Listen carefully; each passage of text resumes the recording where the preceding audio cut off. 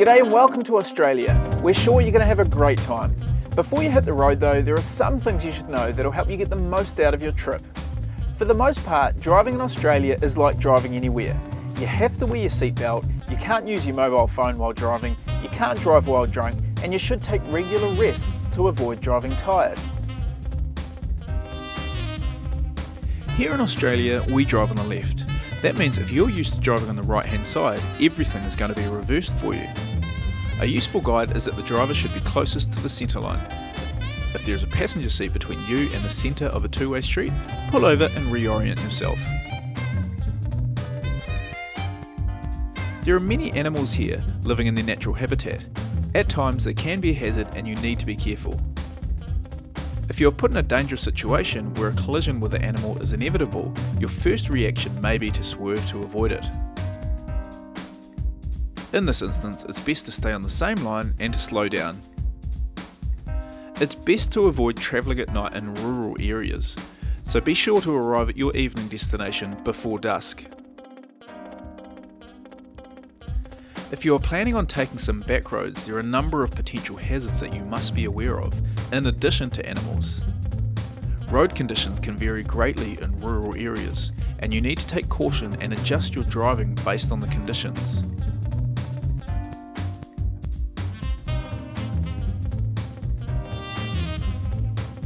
If you find yourself on a road that you're not comfortable on, such as a gravel, dusty or a muddy road, adjust your speed accordingly and stay alert for hazards. Road restrictions do apply for some vehicles and will restrict what types of roads you can drive on. Check with branch staff to see what restrictions apply to your vehicle. While getting off the beaten track and away from the main roads can seem like an adventure, it can have dangerous consequences if you run out of fuel, water or food. If you do find yourself in this situation, it's vital that you remain calm and that you think clearly about alerting searches. The 4 basic rules of survival are: don't leave your vehicle, stay in the shade, conserve water, and prepare adequate signals or signs. In an emergency situation, these signals can be made from mirrors and reflectors from your vehicle. If you require emergency assistance, the number in Australia for police, fire or ambulance is 000. Most road signs in Australia are self-explanatory, although they might differ slightly from state to state. Generally, they'll look like this: a stop sign, a give way sign,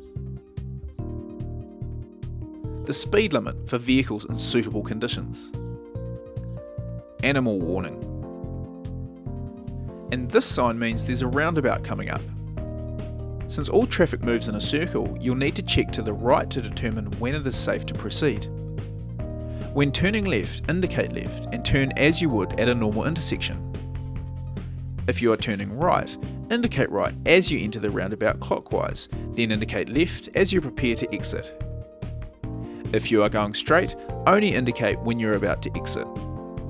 In the case of 2-lane roundabouts, both lanes can often go straight, but you'll need to be in the right lane if you're turning right, or in the left lane if you're turning left.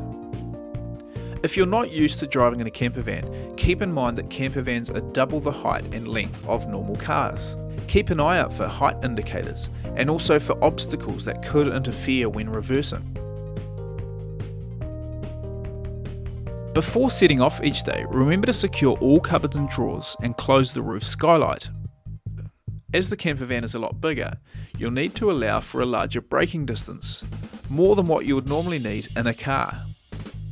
In wet conditions, you'll need to have at least 50% more distance to brake. Also, please remember to give yourself lots of space when turning corners. While driving, if you see a queue behind you, pull over to the left and let the traffic pass when safe. If you find yourself in a position where you need to overtake another vehicle, you must always do it on the right. Never overtake on double white lines, blind corners or risers. If you're passing in wet conditions, remember that there may be wheel spray from the other vehicle, especially if it's a truck. Always allow plenty of space, and if you don't feel confident or if the conditions aren't suitable, don't pass. You may also come across road trains, which are trucks carrying multiple carriages. These can be over 50 metres in length and require extreme caution when overtaking. If you find yourself tired and needing to find accommodation, you might like to find a holiday park, which is often very close to the beach.